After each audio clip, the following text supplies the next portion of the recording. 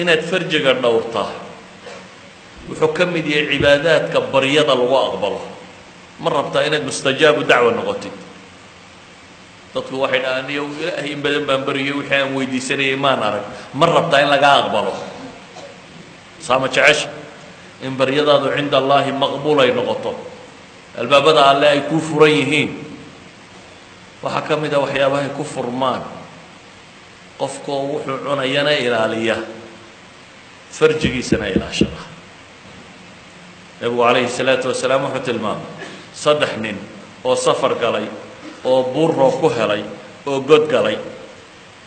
godka intii ay ku jireen buuralayda roobku markuu helo ay biyuhu shubmaan dhagxanta waaweyni way daataan qaar buu ciidi yara haysuu qodaa dabeetana dhagxantu way soo dulundulcoodaan nimanku godkii ay roobka ka galeen ayuunbay dhagax ku soo dulundulcoodayo afku ka daboolay buur cidla ah god ku yaal oo dhagax kugu dumay oo wax ku ood safar ahayd oo cid ku tabaysa iyo cid ku helaysaa toona aanay jirin laa mobile baan jirin walaa wax kalaan jirin suu ninkani uga baxa xeelad kale markan dhammaata ayay 3 nin yidhaahdeen waryaah nin walowba bal wixii aad isleedahay camal wanaagsan buu hayo ilaahay aad ugu dhowaanaysay alla ku bari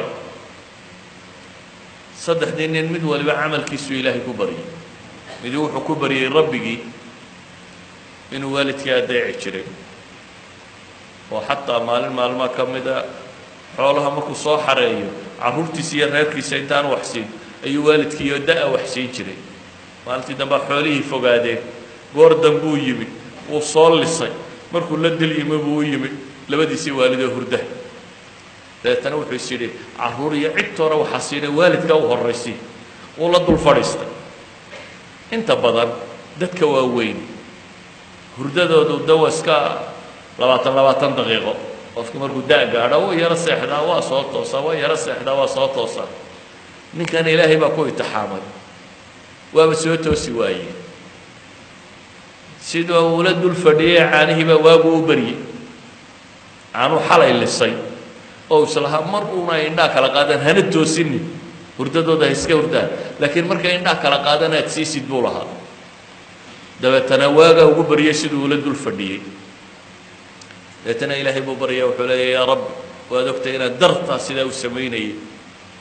oo aan waalidkay sidaa ugu samafalayay ilaa u dhagaxaa naga fayd buu yidhi dhagaxii in buu hanqada laakiin in laga bixi kara maaha mid kale ilaahay baryey wuxuu ku baryey inuu shaqaale u shaqeeyeen oo dabeetana xoolahoodii uu siiyey oo midi uu ka tegey xoolihii uu midi qaadan waayey oo ninkii iska tegey oo beri dambe uu soo noqday oo uu yidhi warriyo xoolahayga isii wixii aan kuugu shaqeeyey isii dabeetana xoolo buur dhan daaqaya ayuu yidhi ariga halkaa daaqay oo dhan adaa le kaxayso war igu cayaarinaa intii maalintayduunaan shaqaystay intayduunu sii buu leeyahay wuxuu yidhi intaad shaqaysatay xoolihii aan rogrogayay ku biirtay dabeetana intaasay kuu goysay wixii aad ka tagtay oo kaase ilaahu waad ogtay buu leeyahay ammaano daraaddeed ninkaa waxoogaaga yar ii dhiibtay wixiisii intaan u badiyey oo u rogrogay inaan adiga daraadda u siiyey waxaasoo adduuna ammaanu sheeganaya ilaahu naga fayd in kalea ilaahay ka faydi weli lagama wada bixi karo saddexdu xadiisku waa kala horraysiinayaaye siduu kala horreeyay umayna sheegine kaanka saddexaad wuxuu sheeganayaa gabadh in adeertiiya oo uu jeclaaday inay jirtay dabeetana gabadhaa inuu isku dayay si kasta inuu ku helo way diidday gabadhii diidday oo abaari ku dhacday oo baahan baa u timi markaan abaar baa hayso waa baahatay dabeetana wuxuu yidhi sukay dhiib xoolana waan ku siinaya wuxuu u ballan qaaday inuu nuskiilo dahab u siiyey nuskiilo dahaba nuskiilo dahabi waa imisa de waa kuus dhan oo lacaga waa xoola aad u badan nuskiilo dahaba buu siiyey inay isu dhiibto gabadhii waa hanjabtay waa iska aqbasha laakiin haddana weli ilaahay bay xasuusantahay baahina waxan way ku kaliftay iyadoo dahabkiina haysaba waxay ku tidhi waryaah war ilaahay ka boqo oo meeshaasi waxaan xalaal ahayn ha ku goyn ittaqi illaaha bay ku tidhi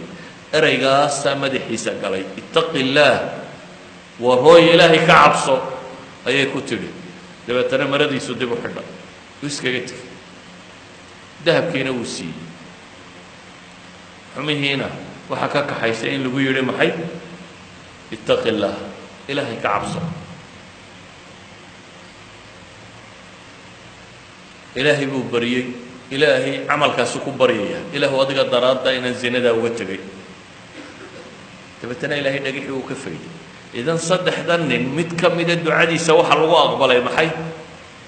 inuu farjigiisa dhowrtay